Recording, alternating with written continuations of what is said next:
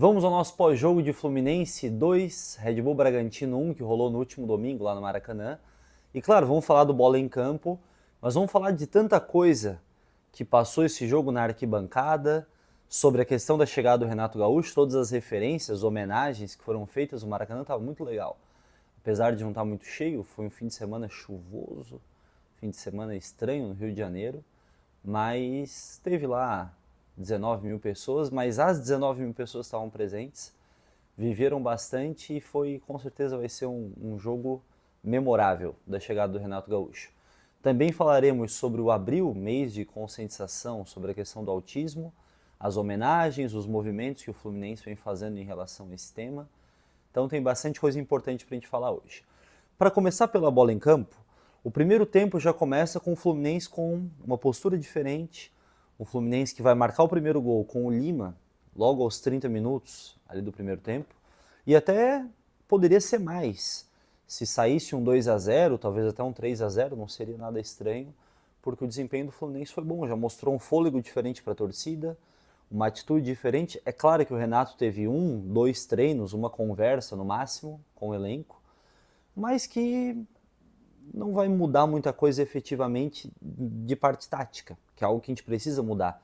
É algo que ele falou bastante na coletiva, nessa segunda coletiva pós-jogo agora, é algo que ele tratou bastante, que ele reconhece o que é necessário mudar, que não há pouco tempo, ele respondeu perguntas sobre isso, mas só de ter esse fôlego, essa atitude diferente já é algo muito interessante. Coisa que no segundo tempo já não se apresentou muito, tanto é que o Fluminense tomou um empate do Red Bull Bragantino. E lá no finzinho do jogo, o Martinelli vai fazer o gol de desempate, o 2-1, já aos 90 minutos, já no apagar das luzes, as luzes azuis do Maracanã dessa vez, né? Foi trocado as luzes tricolores pela luz azul, também em homenagem, em referência a esse mês de conscientização. Nós tivemos o dia de conscientização ao autismo, foi agora no começo do mês, dia 2, se eu não me engano. Mas esse mês todo será um mês de homenagens e de questões, reflexões que são importantes a gente fazer. Outra retomada legal, importante a gente fazer também, é sobre a retorno, depois de tanto tempo, do Ganso. O Ganso volta a campo, o Renato disse que conversou com ele durante esses últimos dias, ele se mostrou bem importante que ele volte, claro, não está na sua plena forma ainda, mas é importante dar os primeiros passos no campo, receber o carinho da torcida, que foi muito legal, foi arrepiante assim. O momento que ele entrou em campo, quando ele foi chamado lá pelo Marcão, já foi legal pra caramba, quando a galera percebeu que ele iria entrar. Então, mais um detalhe para se lembrar desse. Parece que foi um jogo comum, assim, né? Segunda rodada de Brasileiro contra o Red Bull Bragantino, um 2-1, um domingo chuvoso, mas com toda certeza será um jogo muito lembrado ao longo do tempo. E sobre a questão do Martinelli também, o Martinelli, além do Freitas, até o Lima também, de certa forma, estava ouvindo bastante vaia da torcida, não vinha fazendo boas atuações, e existe um tensionamento entre torcida do Fluminense e Martinelli bem grande, mas ele faz o gol no finalzinho e talvez ele dá a melhor das respostas que um jogador pode dar a uma vaia, que é fazer um gol e comemorar de verdade, como ele fez, e como ele sempre respeitou muito assim a torcida do Fluminense sobre essa questão de resposta, de posicionamento diferente de outros jogadores que a gente já viu. Diferente do ex-técnico do Fluminense, que já mandou banana para a torcida, diferente de Keno, Antônio Carlos, Marcos Paulo, em outros momentos aí tivemos até outras figuras, né? Por motivos diferentes que desrespeitaram bastante a torcida, mas como muita gente comenta, como já foi bastante repercutido isso na imprensa aí, né, todos os canais, todo torcedor tem direito de fazer o que quiser na arquibancada. E é claro que a vaia, ela pode ser muitas vezes até irracional. O cara sabe que pode ser que não tenha, como o Renato fala, né? Que a vaia deveria ficar para o final do jogo. Claro que todo mundo talvez saiba disso. Mas quando o futebol não se apresenta dentro de campo, é claro que a torcida ela vai ter a sua manifestação. E a maneira como o Martinelli tratou, a maneira como o Martinelli respondeu com um gol e comemorando de maneira mais verdadeira possível, talvez seja a forma, a melhor resposta de dar. E algo que o Renato disse. Disse na primeira coletiva e disse agora na segunda coletiva pós-jogo também, que a arquibancada ela é um reflexo do campo. Essa maneira de pensar, essa responsabilidade que o time tem também sobre o que a arquibancada vai manifestar, é algo interessante, algo importante que o Renato traz. Ele cobra a presença do torcedor, ele cobra a participação do torcedor, e que esteve presente no Maracanã, aqueles 19 mil que estiveram presentes, com várias referências ao Renato. O Fluminense até distribuiu a faixinha da cabeça lá, né, junto com a Superbet, mas muita gente também fez a sua faixinha lá, porcão, cada um da sua maneira, de maneira meio improvisada, assim. O Maracanã estava muito legal mesmo. Crianças que nem viveram, nem eu vivi o gol de barriga, mas crianças que estão distantes, assim, de ter vivenciado aquele momento, apareceram lá no Maracanã com a camiseta, com a faixinha na cabeça aqui, muita gente com a camisa de 95, com o Ame o Rio, e foi muito legal que o Fluminense fez essa campanha, também junto com a Superbet aí, de colocar, de estampar o Ame o Rio na camiseta, nas costas. Isso é muito legal, cara. Isso acaba mexendo com o imaginário da torcida, acaba dando um fôlego maior à torcida, algo que a gente precisava bastante. Parece pouco, mas essas referências elas fazem a diferença. Tanto é que o Marcelo Neves, lá do GL, perguntou na coletiva pro Renato como que ele sente esse carinho nesse retorno, que parece, ele pontuou isso na pergunta, o Marcelo Neves, que parece que a recepção foi diferente nessa vinda do Renato em 2025. Talvez diferente daquela em 2014, diferente das outras. E de fato, ela foi diferente. De fato, parece que essa admiração pelo Renato, a construção do Renato como ídolo, seja enquanto jogador, seja enquanto treinador, ela já está com uma robustez maior assim nos últimos tempos. E não sei se essa é a resposta. Eu vou tentar aqui elaborar uma ideia que pode ser que seja uma das respostas para isso, mas é claro que em 2025 nós temos um distanciamento muito maior de 95, 30 anos agora. Nós temos um distanciamento maior de 2007, de 2008, quando ele é finalista da Libertadores. Então talvez esse distanciamento tenha dado o devido espaço histórico para a construção dessa memória, para o resgate dessa memória do Renato Gaúcho e para a elaboração dessa idolatria, que ela sempre existiu, claro que ela sempre existiu, desde lá do gol de barriga, desde que ele chegou ao Fluminense. O quão importante ele foi naquele momento de crise, o quão relevante foi a figura dele dentro e fora do campo, mas esse distanciamento ele dá tempo para que essas memórias elas sejam reelaboradas de maneira simbólica e que essa idolatria ela ganhe proporções maiores assim. Eu acho que não é a única resposta, mas quem sabe seja um dos elementos presentes do porquê que a recepção dele em 2014 foi um pouco diferente da recepção em 2025.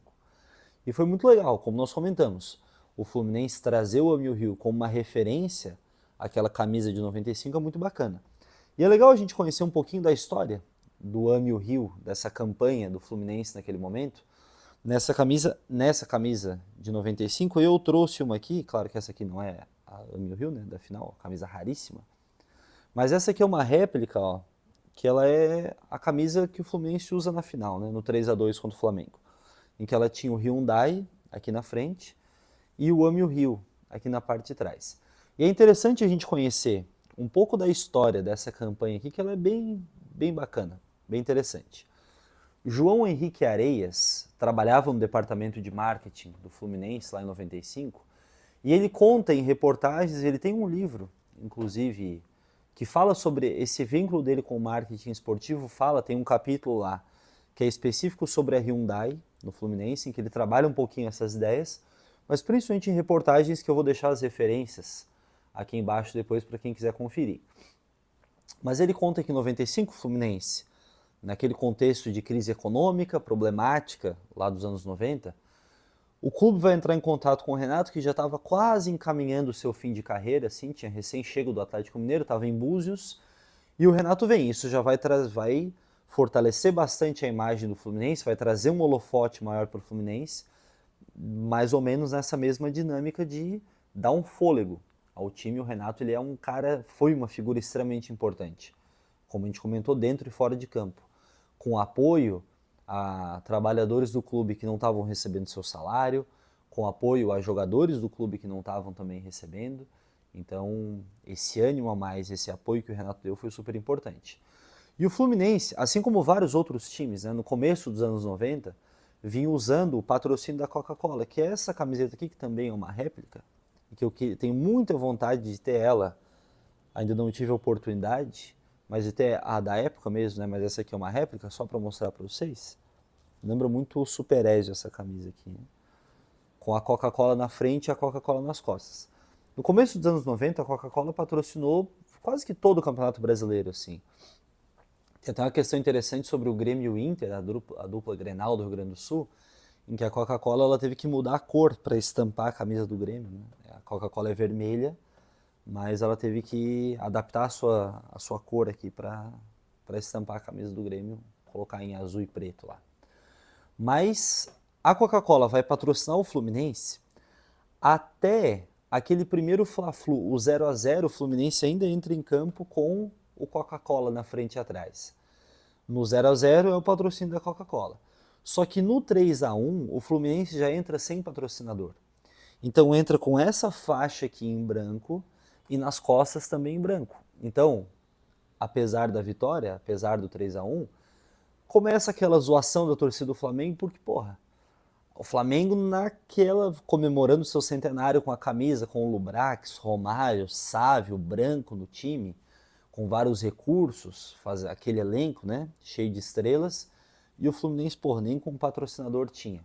Então começa essa zoação e o Fluminense tem que tomar atitude em relação a isso, não só por conta da zoação, mas para ter recurso econômico também. O patrocínio é extremamente importante para um time de futebol. Então, o que essa equipe de marketing aí do João Henrique Areias vai acabar fazendo? É pensar dessa campanha do Ame o Rio lá nos anos 90, em um momento em que essa construção retórica sobre um Rio de Janeiro da violência, essa construção problemática, assim, ela vai ganhando muita força. Então, o Ame o Rio é uma campanha que vem nesse sentido, assim, de valorização também da imagem do Rio de Janeiro. E ela é estampada na frente e nas costas também. O terceiro Fla-Flu, por exemplo, o primeiro 0-0, o segundo 3-1 e no terceiro 4-3, no 4-3, o Fluminense já vai entrar com o Ame o Rio. Até curioso, em vermelho, aqui na frente, e nas costas também. E essa campanha foi muito legal, cara. Ela chamou bastante atenção, ela trouxe mais holofotes ainda para o Fluminense, e aí o Fluminense conseguiu uma certa linha de diálogo para conseguir dar aqui um patrocinador de fato, porque isso aqui não é patrocínio, né? Isso aqui não dá dinheiro nenhum, é uma campanha. Agora, como em outro momento, se não me engano, em 2017, na final do Carioca de 17, o Fluminense jogou aqui com um Ame o Rio na frente, né? Aquela camisa da Dry World lá. Um momento difícil também. Mas essa parte da frente aqui merecia um patrocínio e era super importante isso.